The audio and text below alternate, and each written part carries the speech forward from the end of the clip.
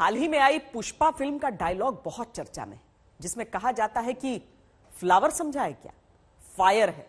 क्या हमारे देश में सरकारी भर्ती करने वाले संस्थान भी बेरोजगारों को फ्लावर यानी आसान चारा समझ लेते हैं, जिन्हें एक चुनाव में भर्ती का ऐलान करके लुभाते हैं, फिर कई चुनाव तक उन्हीं पदों को भरने के नाम पर वोट की फसल युवाओं से कटवा लेते हैं।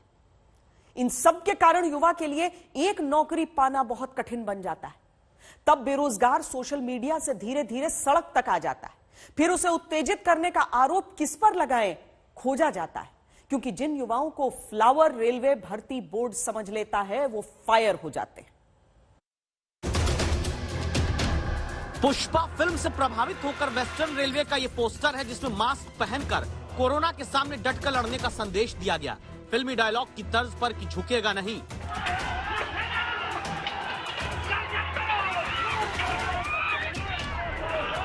लेकिन क्या वही रेलवे भूल गया कि 2019 का इम्तिहान 2021 में कराया जाएगा, 2022 में रिजल्ट आएगा, परिणाम भी अनियमितता के आरोप में घिर जाएगा।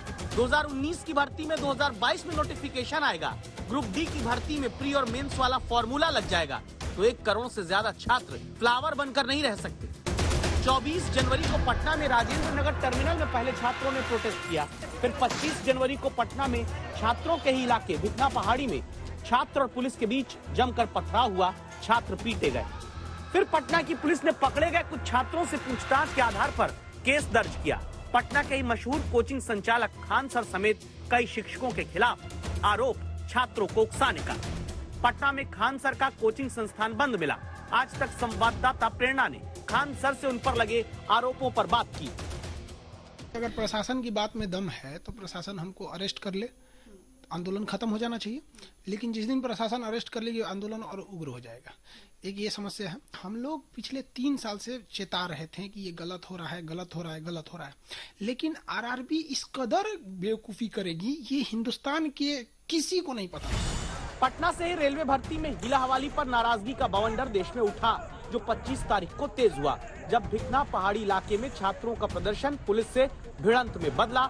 जमकर पत्थर चले, आंसू गैस के गोले छात्रों को कंट्रोल करने के लिए दागने पड़े। लेकिन इसकी नौबत क्यों आई? क्या खान सर की वजह से?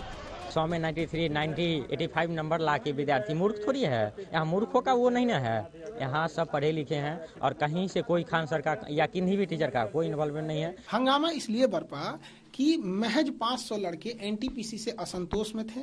वो राजेंद्र नगर स्टेशन या अलग अलग गए थे। रेलवे के 1.5 करोड़ ग्रुप डी के लड़के अपने घर में रजाई में घुसे थे। वो इंतजार कर रहे थे कि उनके सीनियर बच्चों के साथ आरआरबी कुछ अच्छा सलूक करेगी। आरआरबी ने उन सीनियरों को कुछ नहीं सुना, बल्कि जो 1.5 करोड़ रजाई में घुसे थे उनको कह दिया कि तुमसे अब मेंस एग्जाम लेंगे। बताइए 2019 में जब आप फॉर्म भराएं और कहें कि सिंगल एग्जाम होगा, और 2022 में 3 साल बाद एग्जाम के 20 दिन पहले जब आप कहिएगा 15-20 दिन पहले कि हम आपसे मेंस एग्जाम लेंगे, तो लड़का रजाई में से निकला, बिना किसी ऑर्गेनाइजेशन के, बिना किसी लीडरशिप पे चला गया।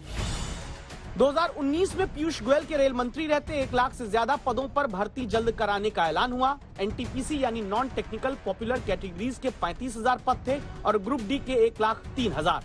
इसके बाद 2021 में जाकर रेलवे ने एनटीपीसी के 35,000 पदों की परीक्षा कराई। विवाद 20 गुना कैंडिडेट न चुनने, 10+2 और ग्रेजुएट का इम्तिहान एक साथ लेने और नंबरों के नॉर्मलाइजेशन को लेकर हुआ। नॉर्मलाइजेशन का दिक्कत है। एक लड़का 70 नंबर पाया है, उसका 92 हो जा रहा है, और कोई 70 नंबर पाया उसका 50 नंबर हो जा रहा है।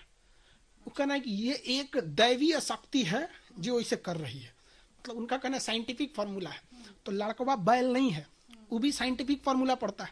उसको न्यूटन का नियम पता है, उसको आइंस्टीन का पता है। अब वो माथा पीट रहा है कौन वैज्ञानिक है। तो आरआरबी में एक से एक वैज्ञानिक बैठा है, सब जो जन्म नहीं लिया है, अवतार लिया है। किस लिए? बर्बाद करने के लिए करी। फिर जब ग्रुप डी की 1 लाख पदों वाली भर्ती निकली तो विवाद जन्म लिया 1 चरण की जगह 2 चरण में एग्जाम कराने पर। दावा है कि पटना में 25 जनवरी को छात्रों के रोष की बड़ी वजह ग्रुप डी भर्ती में प्री और मेंस वाला नियम लगाना रहा, जिसके कारण स्थिति ये बनी कि पटना में छात्रों को मेहनत करते देखने वाला इलाका पुलिस और बेरोजगारों के बीच रण क्षेत्र में बदल गया। खान सर का आरोप है कि इसका कारण भी रेलवे का छात्रों को लेकर संवेदनहीन होना रहा। पिछले 3 साल से 8-8 मिलियन ट्वीट कर रहा है, अगर ये 18 जनवरी को जो ट्वीट किया गया था, उसके बाद रेलवे अगर इस चीज को ले लेता तो क्या जरूरत थी? आपको लगता है ऐसा होता? आप अचानक, जैसे मान के चलिए रेलवे को मेंस जोड़ना भी था, तो धरातल पे हम रेलवे को भी एक नसीहत देते हैं। आप एक बार प्रेस कॉन्फ्रेंस करते हैं कि ऐसा विचार किया जा रहा है, तो लड़कों में धीरे धीरे सहनशीलता आती। पेशेंट भी मर जाता है ना हॉस्पिटल में, तो डॉक्टर नहीं कहता कि तुम्हारे अब्बा मर गए, आराम से बोलता है सीरियस है, ऑक्सीजन पे है, वेंटिलेटर पे है, भगवान भरोसे है, धीरे धीरे, ताकि सहनशीलता धीरे धीरे है। अचानक बोल दीजिए ना कि तुम्हारे पापा मर गए, हॉस्पिटल फोड़ देगा वहां पे। 35,000 वैकेंसीज के अगेंस्ट एप्लीकेशंस आई, 1,25,00,000। 1,25,00,000 कोई छोटी संख्या नहीं होती। आप बड़े से बड़े एग्जाम लेके देखिए, स्टाफ सिलेक्शन कमेटी का देखिए, स्टाफ सिलेक्शन कमीशन का, यूपीएससी का, कोई भी एग्जाम देखिए, जेई का एग्जाम, ज़्यादा से ज़्यादा होता है 8-10 लाख एप्लीकेशंस होती है। 8-10 लाख एप्लीकेशंस का एग्ज़ाम कराना और 1 करोड़ से अधिक का एग्ज़ाम कराना बहुत बड़ा चैलेंज होता है। इट्स अ मेजर एक्टिविटी, और इस एक्टिविटी को ट्रांसपेरेंटली करना, जिससे कहीं पे कोई किसी तरह की अनियमितता ना हो, वो सब ध्यान में रखते हुए, इरेगुलरिटी न हो, वो सब ध्यान में रखते हुए एग्ज़ाम कराया गया है। 1,26,00,000 बेरोजगार आवेदन कर देंगे तो इम्तिहान लेने में क्या 3 साल लग जाएंगे? जबकि कोरोना काल में ही बिहार में चुनाव संपन्न हो गया, जहां 4,19,26,443 वोटर का वोट लिया गया। पश्चिम बंगाल का भी चुनाव शांति से संपन्न हुआ, जहां एक साथ 5,94,87,824 वोटर रहे। असम में भी 1,91,00,000 वोटर के साथ चुनाव हो जाता है। जब करोड़ों वोटर से वोट लेने की बात होती है तो देश में एक सिस्टम बना, शांति से हर तरह चुनाव करवा लेता है।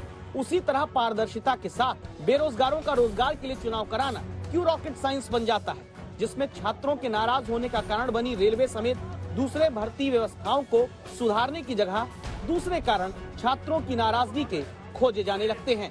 प्रेरणा शर्मा के साथ राजेश कुमार झा, पटना आज तक।